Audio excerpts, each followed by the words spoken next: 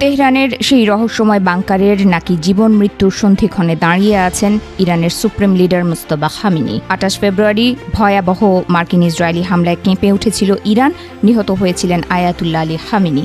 কিন্তু তারপর থেকে কোথায় মুজতবা? কেন তিনি জনগণের সামনে আসছেন না, সে নিয়ে প্রশ্ন তুলছে পশ্চিমারা।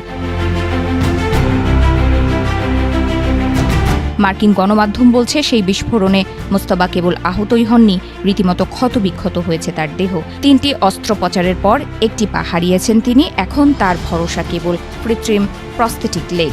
তার হাত এবং মুখমণ্ডল পুড়ে গেছে মারাত্মকভাবে, বিশেষ করে ঠোঁট এবং মুখের ক্ষত এতটাই গভীর যে তিনি কথা বলার শক্তিও হারিয়েছেন। খবর পাওয়া যাচ্ছে খুব শীঘ্রই তার প্লাস্টিক সার্জারি করা হতে পারে।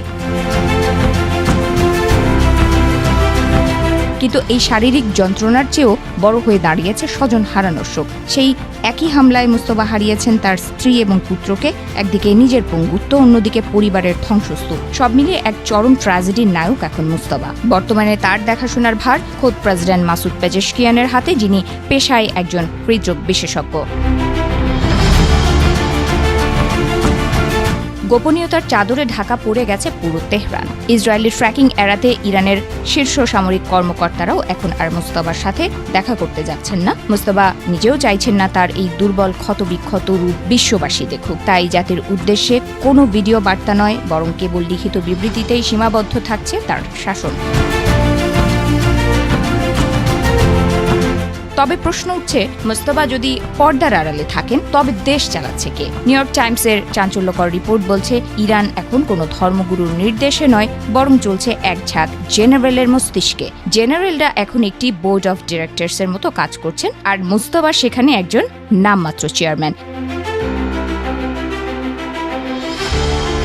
ইরানের নির্বাচিত সরকার এখন কার্যত ক্ষমতাহীন। প্রেসিডেন্ট এবং তার ক্যাবিনেটকে রাখা হয়েছে কেবল খাদ্য ও জ্বালানি সরবরাহ নিশ্চিত করার জন্য। অন্যদিকে পররাষ্ট্র মন্ত্রণালয়কে নিয়ে সিদ্ধান্ত নিচ্ছে সামরিক বাহিনী। আব্বাস আরাকচির মতো ঝানু কূটনীতিকদের পাশাপাশি এখন দাপিয়ে বেড়াচ্ছেন সংসদ স্পিকার মোহাম্মদ বাঘের খলিবাফ এবং জেনারেল আহমেদ ওয়াহিদিরা।